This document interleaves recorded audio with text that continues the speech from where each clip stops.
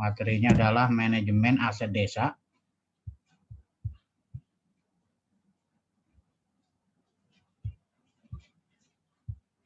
Kita mulai dari pengertian.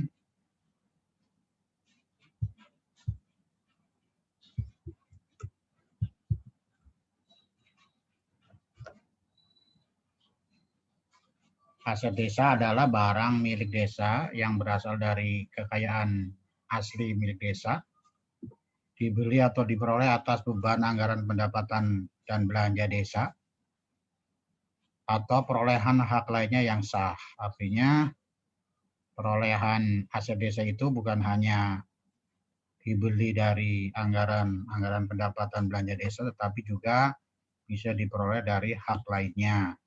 Misalnya hibah dari pemerintah daerah maupun hibah dari pihak lain, misalnya perusahaan yang ada di desa dan sebagainya. Itu pengertian aset desa.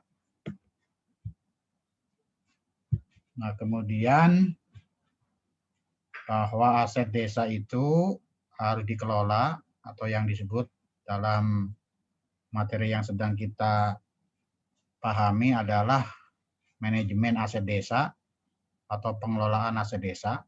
Apa itu pengelolaan aset desa?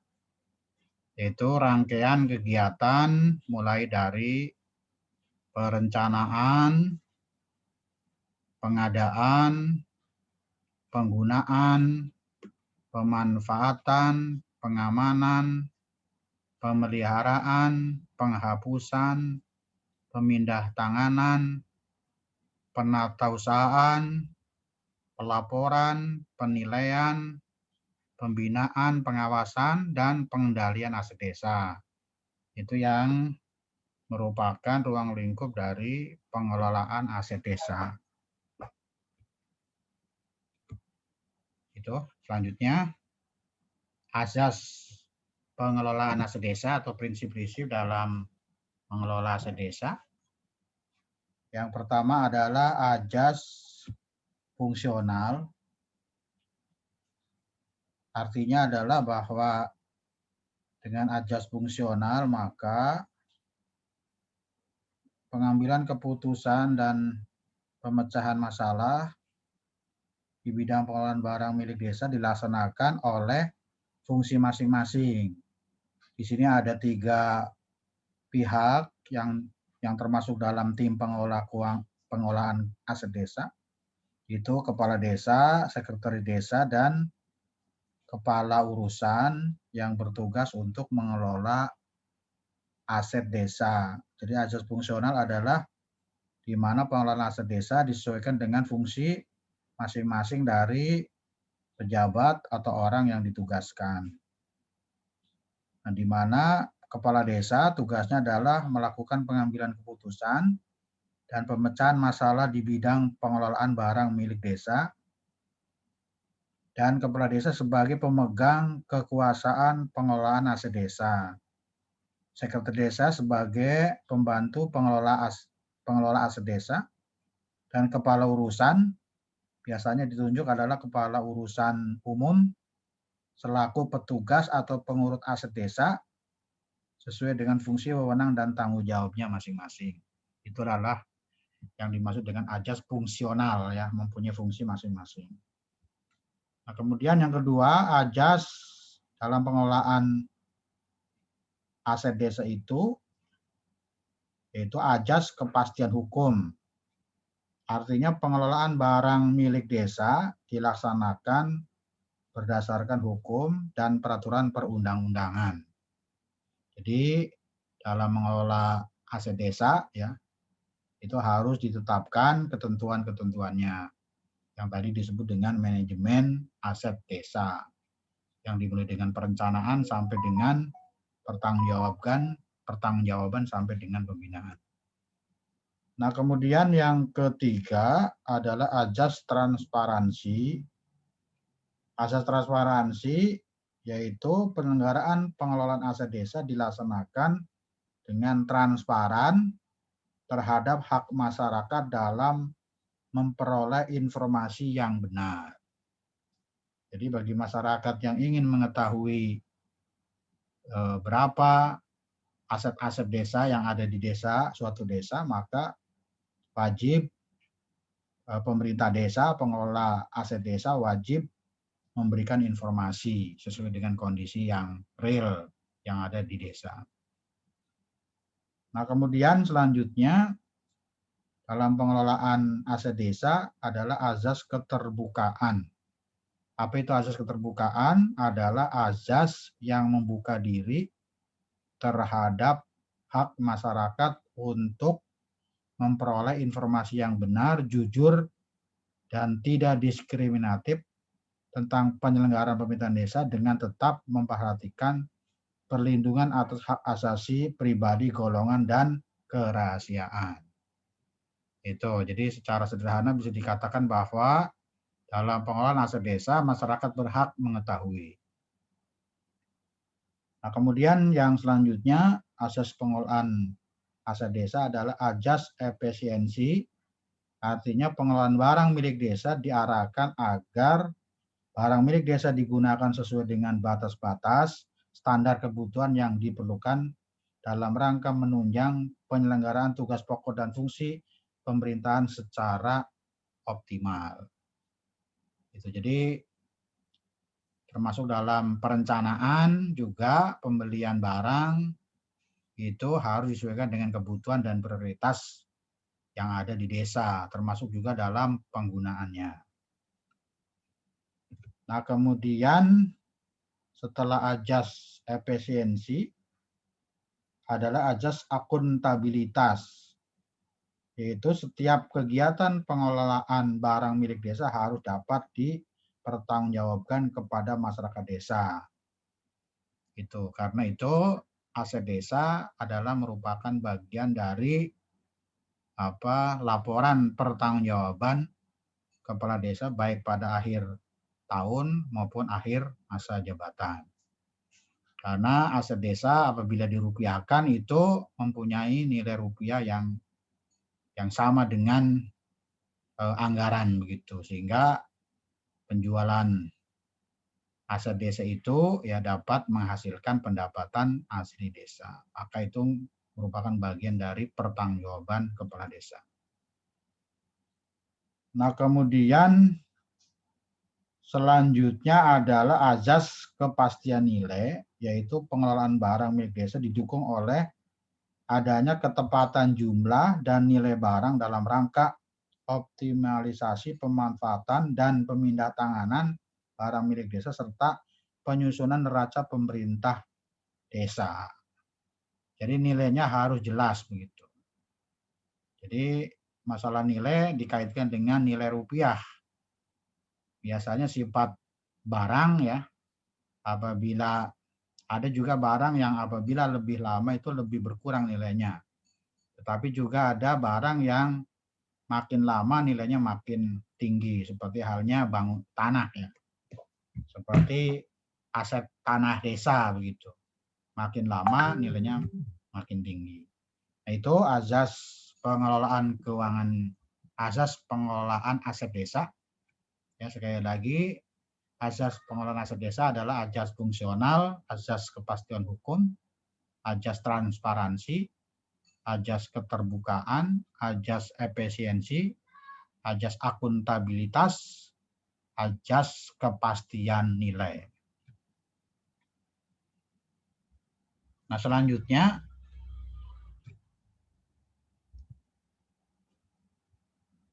dalam manajemen aset desa ya terdapat beberapa kegiatan ya tadi sudah disampaikan dari mulai inventarisasi.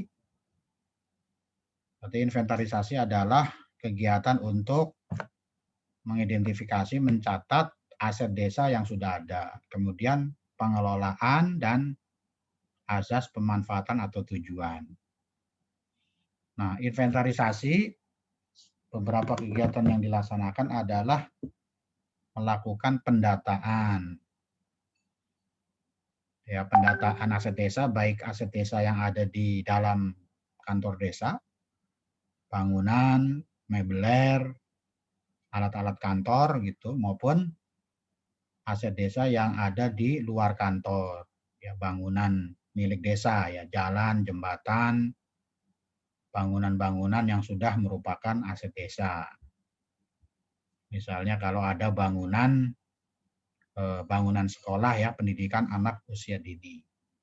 Untuk pembangunan yang lain seperti SD, SMP itu adalah aset daerah.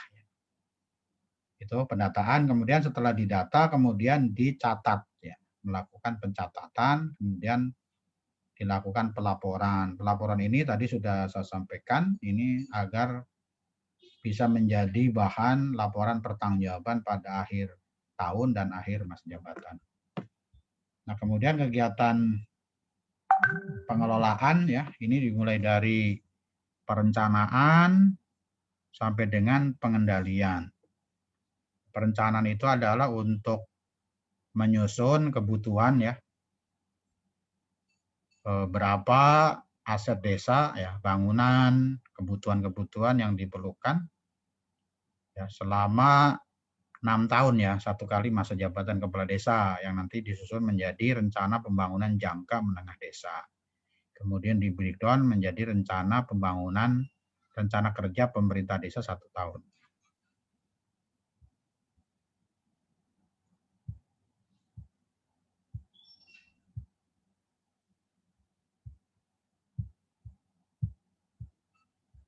Nah, selanjutnya dalam pengolahan ini pengadaan ya.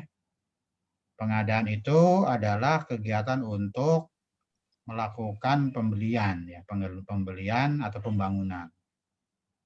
Nanti akan dibahas di bawah ya, penggunaan, pemanfaatan, pengamanan, pemeliharaan, pemindah tanganan ya. Pemindah tanganan itu apabila dihibahkan kepada pihak lain ya, atau dijual kepada pihak lain. Kemudian penatausahaan ini pencatatan ya melalui kode aset. Kemudian pelaporan, penilaian ini nanti diukur berdasarkan harga ya, rupiah gitu. Nah, kemudian pembinaan itu ya berupa pelatihan maupun asistensi dari pemerintah daerah. Kemudian pengawasan dan pengendalian. Nah, itu kegiatan pengelolaan aset. Nah, kemudian manfaat dari inventarisasi dan pengolahan yaitu dalam rangka mendukung penyelenggaraan pemerintahan desa untuk memenuhi kepentingan masyarakat. Nah, kegiatan inventarisasi meliputi tadi pendataan ya, suatu proses pelaksana kegiatan pengumpulan data berupa informasi baik tertulis maupun lisan dan visualisasi fakta fisik.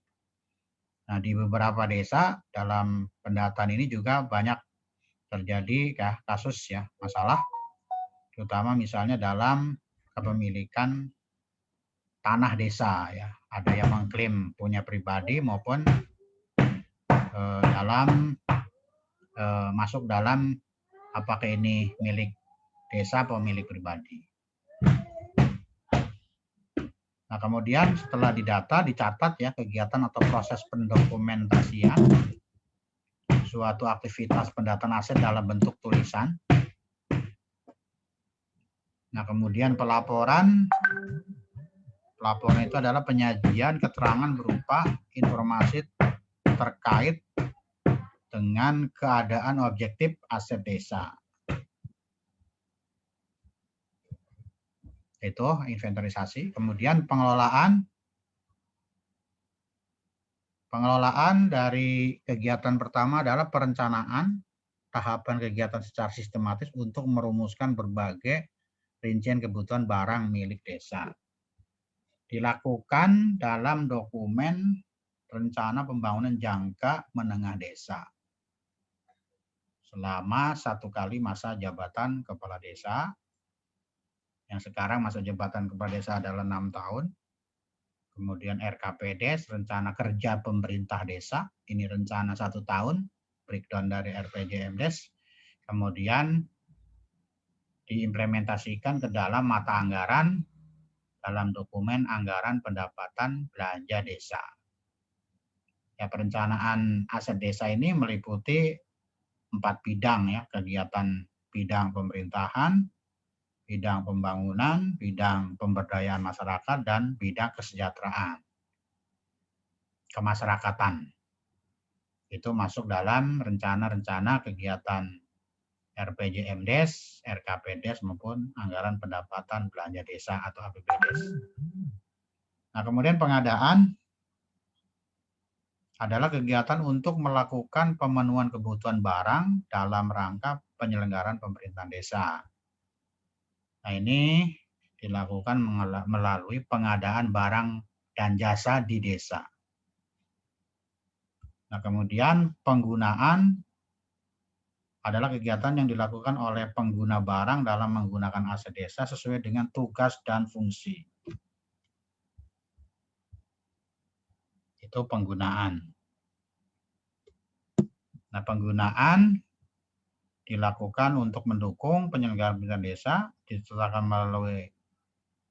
melalui keputusan kepala desa, masuk buku inventaris aset desa. Nah, misalnya dalam penggunaan tanah desa berupa sawah maupun kebun ya, itu harus ditetapkan dulu siapa yang akan menggarap melalui keputusan kepala desa. Nah, kemudian di dalam anggaran pendapatan belanja desa juga harus dicantumkan target ya yang akan dihasilkan dalam waktu 1 tahun. Nah, kemudian perlu saya sampaikan bahwa regulasi terbaru yang terupdate dalam pengadaan barang dan jasa di desa adalah peraturan Lembaga Kebijakan Pengadaan Barang dan Jasa Pemerintah nomor 12 tahun 2019 bahwa pengadaan barang jasa di desa merupakan pelaksanaan kewenangan desa yang kegiatan dan anggarannya bersumber dari anggaran pendapatan dan belanja desa. Itu ya, pengadaan barang desa ini adalah kegiatan-kegiatan yang meliputi 4 bidang. Bidang pemerintahan, bidang pembangunan desa, bidang kemasyarakatan, dan bidang pemberdayaan masyarakat.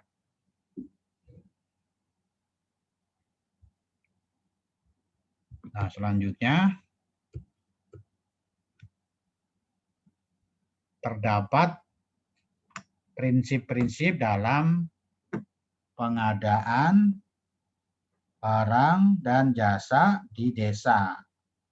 Tadi yang disampaikan di atas adalah prinsip-prinsip pengelolaan aset desa. Sekarang adalah yang disampaikan adalah prinsip-prinsip dalam pengadaan barang atau jasa di desa yang meliputi 4 bidang tadi yang sudah saya sampaikan, bidang pembangunan, bidang pemerintahan, bidang kemasyarakatan, dan bidang pemberdayaan. Ada 9 sebagaimana peraturan LKPP nomor 12 tahun 2019, yaitu pertama efisien, yang kedua efektif, 3 transparan, terbuka, pemberdayaan masyarakat, gotong royong, bersaing, adil, dan akuntabel. Pertama, prinsip efisien dalam pengadaan barang dan jasa di desa. Prinsip efisien yaitu pengadaan harus diusahakan dengan menggunakan dana dan daya yang minimum untuk mencapai kualitas dan sasaran dalam waktu yang ditetapkan atau menggunakan dana yang telah ditetapkan untuk mencapai hasil dan sasaran dengan kualitas yang maksimum. Makanya di dalam pengadaan atau lelang biasanya pemenang ditentukan dengan harga terendah dengan volume yang ya sebesar-besarnya gitu. Itu adalah prinsip efisien. Kemudian yang kedua adalah prinsip efektif. Artinya pengadaan harus sesuai dengan kebutuhan dan sasaran yang telah ditetapkan serta memberikan manfaat yang sebesar-besarnya. Nah, itu ya dalam kegiatan pembangunan dalam pengadaan barang dan jasa harus tetap memegang prinsip efektif, bahwa yang dibangun harus bermanfaat sesuai dengan sasaran maupun kebutuhan masyarakat. Kemudian yang ketiga, prinsip transparan, berarti semua ketentuan dan informasi mengenai pengadaan bersifat jelas dan dapat diketahui secara luas oleh masyarakat dan penyedia yang berminat. Jadi masyarakat harus mengetahui, tidak boleh tertutup. Kemudian juga apabila kegiatan pengadaan barang dan jasa dilakukan oleh penyedia, itu harus diberikan kesempatan, tidak boleh orang-orang tertentu saja. Itu prinsip transparan. Nah, kemudian selanjutnya prinsip terbuka. Prinsip terbuka berarti pengadaan dapat diikuti oleh semua penyedia barang jasa yang memenuhi persyaratan kriteria tertentu berdasarkan ketentuan dan prosedur yang jelas. Apabila terpaksa kegiatan pembangunan yang dilaksanakan di desa harus menggunakan penyedia atau pemborong, misalnya pengadaan material, maka semua penyedia, terutama yang ada di desa, harus diberikan kesempatan yang sama, tidak monopoli. Itu artinya azas terbuka. Nah, kemudian prinsip pemberdayaan masyarakat, artinya pengadaan harus dijadikan sebagai wahana pembelajaran bagi masyarakat untuk dapat mengelola pembangunan di desanya. Itu jadi artinya pembangunan juga harus mendidik masyarakat, bukan malah menimbulkan permasalahan, ya, terjadinya kesalahpahaman, ya, terjadinya tindakan pilih kasih, ya, antar sesama masyarakat. Nah, sekali lagi bahwa pembangunan atau pengadaan barang dan jasa harus menggunakan prinsip pemberdayaan masyarakat. Nah, kemudian prinsip gotong royong, artinya penyediaan tenaga kerja oleh masyarakat dalam pelaksanaan kegiatan pembangunan di desa itu dilakukan melalui tenaga masyarakat, diusahakan melalui tenaga atau HOK, hari orang kerja, ya, bukan oleh mesin, ya. Kalau dilakukan oleh mesin, maka masyarakat tidak punya kesempatan untuk berusaha untuk tenaga kerjanya. Sehingga di dalam kegiatan pemberdayaan masyarakat, ya, sekarang ini ada istilah swakelola dan pola padat karya. Pola padat karya itu artinya kalau bisa pembangunan itu dilakukan melalui gotong royong, melalui sistem HOK, sehingga masyarakat semua menikmati. Tidak dilakukan melalui alat berat, ya, sehingga hanya pengusaha saja yang ikut, ya, menikmati dari kegiatan tersebut, masyarakat menonton. Nah, kemudian prinsip bersaing berarti pengadaan harus dilakukan melalui persaingan sehat di antara sebanyak mungkin penyedia yang setara dan memenuhi persyaratan. Itu di antara pemborong, misalnya kalaupun kegiatan harus diborongkan untuk beberapa pengadaan gitu, maka harus digunakan prinsip bersaing, ya, bersaing yang sehat. Kemudian prinsip adil. Prinsip adil berarti memberikan perlakuan yang sama bagi semua calon penyedia dan tidak mengarah untuk memberikan keuntungan kepada pihak tertentu. Ya, tadi sudah dibahas juga. Kemudian yang terakhir adalah prinsip akuntabel, berarti harus sesuai dengan aturan dan ketentuan yang terkait dengan pengadaan sehingga dapat dipertanggungjawabkan. Itu prinsip pengadaan barang dan jasa di desa. Nah, selanjutnya dalam peraturan LKPP nomor 12 tahun 2019 ditegaskan bahwa pengadaan barang dan jasa di desa pada prinsipnya dilakukan melalui swakelola. Swakelola itu tidak diborongkan melalui pengusaha sepanjang pekerjaan tersebut dapat dilakukan melalui swakelola berapapun nilai pekerjaan tersebut. Jadi tidak ada istilah lelang, ya, kalau memang bisa dilakukan secara swakelola dengan material yang ada di desa. Kecuali ada beberapa bagian yang tidak ada di desa dan terpaksa harus melalui pengadaan. Kemudian yang kedua, pengadaan melalui penyedia dapat dilakukan sebagian atau seluruhnya tidak dapat dilakukan melalui swakelola.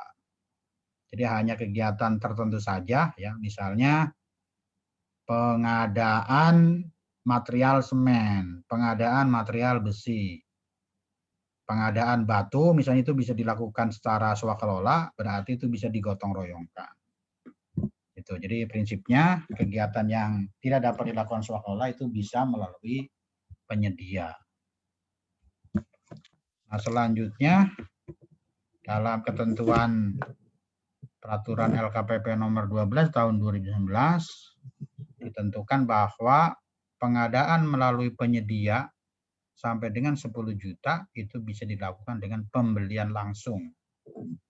Pembelian langsung itu pihak pengelola kegiatan dapat langsung membeli ya kepada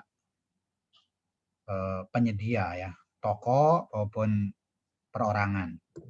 Nah, kemudian nilai lebih dari 10 juta sampai dengan 200 juta itu dilakukan melalui permintaan penawaran. Jadi ditawarkan dulu ya tiga penyedia ya desa, pengelola di desa ya, tim pengelola kegiatan membuat surat penawaran minimal 3 penyedia ya, kemudian nanti ketiga penyedia itu menawarkan kemudian ditentukan dengan harga terendah. Nah, kemudian kegiatan yang lebih dari 200 juta itu dilaksanakan sistem pelelangan. Nah, itu ya beberapa ketentuan dalam peraturan LKPP. Nah, kemudian juga ada dikenal dengan harga perkiraan sendiri. Jadi sebelum melaksanakan penawaran, jadi para pelaksana kegiatan itu harus menyusun RAB ya, rencana anggaran biaya, namanya harga perkiraan sendiri. Yang pertama menggunakan data informasi yang diperoleh dari harga pasar di desa setempat atau desa terdekat dari desa setempat. Harga batu, harga semen, ya harga besi, tenaga kerja dan sebagainya. Kemudian juga di dalam HPS memperhitungkan pajak pertambahan nilai ya, PPN ya. Kemudian memperhitungkan biaya angkut juga. Itu. Jadi dalam menyusun harga perkiraan sendiri. Nah, kemudian siklus pengelolaan aset desa berdasarkan peraturan ketentuan perundang-undangan tadi juga sebenarnya sudah dibahas ya, tetapi untuk lebih menyederhanakan saya tampilkan siklus dari pengelolaan aset desa dimulai dengan penyiapan rencana. Nah, penyiapan rencana itu dimulai sebenarnya dilakukan ketika seorang masyarakat ingin mencalonkan menjadi kepala desa. Itu di dalam visi misi calon kepala desa sebetulnya itu sudah merupakan penyiapan rencana dalam pengadaan barang dan jasa. Ya, berupa informasi dasar maupun penilaian kebutuhan. Nah, kemudian setelah seseorang tersebut menjadi kepala desa definitif, ya maka visi dan misi tersebut ini menjadi bahan dalam musyawarah rencana pembangunan desa. Digabung ya, ditambah dengan usulan-usulan dari berbagai pihak. Oleh karena itu dalam musrenbang harus melibatkan pemerintah desa, badan permusuhan desa, dan kelompok masyarakat. Dinilai kebutuhan masyarakat ya, apakah visi dan misi yang disampaikan pada saat kampanye itu sudah sesuai dengan kebutuhan masyarakat atau tidak, itu disinkronkan. Kemudian setelah itu ya dilakukan penetapan prioritas program dan kegiatan. Ya keinginan pasti akan lebih besar, tetapi karena keterbatasan anggaran maka harus ditentukan mana yang paling penting. Nah, kemudian tahap berikutnya penetapan rencana ini disusun dalam dokumen tadi sudah disampaikan RPJMDes, RKPDes dengan dilegalisasi melalui peraturan desa. Nah, usulan-usulan yang tidak tertampung dalam rencana pembangunan jangka menengah desa itu ya yang volumenya besar ya antar desa, antar kecamatan itu menjadi bahan masukan dalam rencana kabupaten kota. Diusulkan ke tingkat kecamatan, kemudian ke tingkat kabupaten. Nah, kemudian tahapan berikutnya penetapan anggaran pendapatan belanja desa yang ditetapkan oleh peraturan desa. Ini menjadi Perdes ya, peraturan desa tentang RPJMDes, Perdes tentang RKPDes maupun Perdes tentang anggaran pendapatan belanja desa. Nih, ujungnya dokumennya menjadi dokumen anggaran. Nah, kemudian pelaksanaan pembangunan ini yang dimaksud tadi yaitu pengadaan barang dan jasa. Ini harus melibatkan seluruh masyarakat, dilaksanakan secara swakelola, atau kalau mungkin, kalau tidak, beberapa kegiatan itu bisa dilakukan oleh para penyedia dengan menggunakan prinsip-prinsip yang tadi sudah disampaikan. Nah, kemudian masyarakat berhak mendapat informasi, memantau, dan melaporkan. Kemudian pertanggungjawaban ini wajib dilakukan, baik laporan maupun pertanggungjawaban akhir tahun dan akhir masa jabatan kepala desa. Kemudian setelah itu pemanfaatan dan pemeliharaan yang dilakukan oleh masyarakat dan pemerintahan desa. Nah, itu siklus pengadaan barang dan jasa di desa ya dalam waktu kurun 6 tahun ya, itu dalam bentuk dokumennya RPJMDes maupun dalam siklus setiap tahun yang disusun dalam dokumen rencana kerja pemerintah desa dan anggaran pendapatan belanja desa. Nah, selanjutnya pengelolaan ya, selanjutnya pengelolaan pemanfaatan tadi sudah, pengamanan, pemeliharaan. Nah, kalau pemanfaatan itu bisa dilakukan dengan beralih kepemilikan, pemindah tanganan, atau penghapusan, pemusnahan, atau sebab lain hilang kecurian bencana alam. Nah, kemudian pemindah tanganan bisa dilakukan secara tukar menukar aset, bisa penjualan, bisa penyertaan modal pemerintah desa, itu namanya pemindah tanganan. Kemudian penatausahaan aset yang diinventarisir pakai kodifikasi, buku inventarisasi desa bersifat tahunan dengan dasar tanggal perolehan. Makanya di setiap aset desa itu ada kode ya, kode aset. Itu untuk memudahkan dalam menginventarisir aset desa tersebut.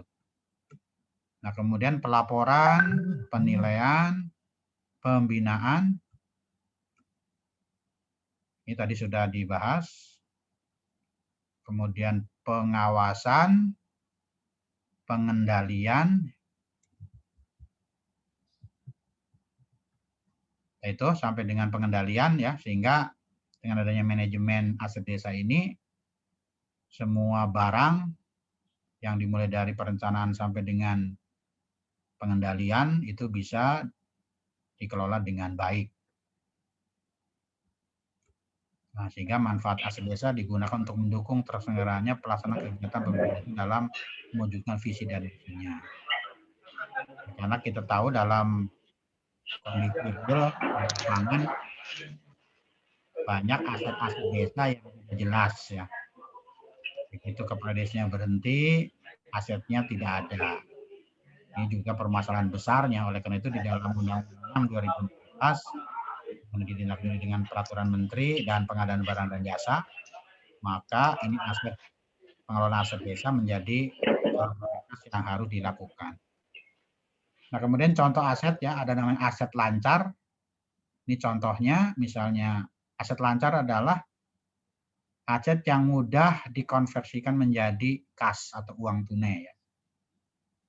Kas, surat berharga, piutang ya, kalau desa punya piutang, perlengkapan kantor desa, mungkin barang-barang persediaan, kemudian juga kalau ada deposito ya, kemudian ada aset tidak lancar ya. Aset tidak lancar itu seperti tanah,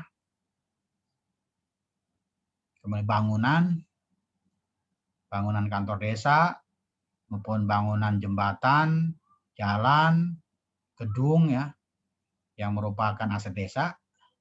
Kemudian kalau ada mesin ya, mesin komputer ya, kemudian mesin lainnya yang diperoleh oleh desa dan itu merupakan aset desa. Kemudian peralatan, izin usaha itu juga merupakan aset desa.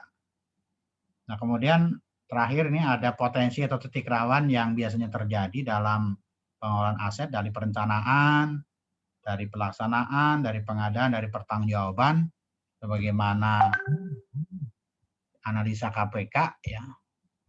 Bisa dalam perencanaan juga biasanya terdapat juga kerawanan.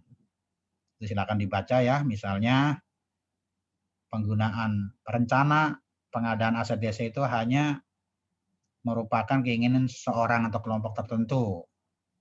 Misalnya alokasi dana tidak sesuai dengan ketentuan, rawan nepotisme, tidak transparan atau korupsi ya. Markup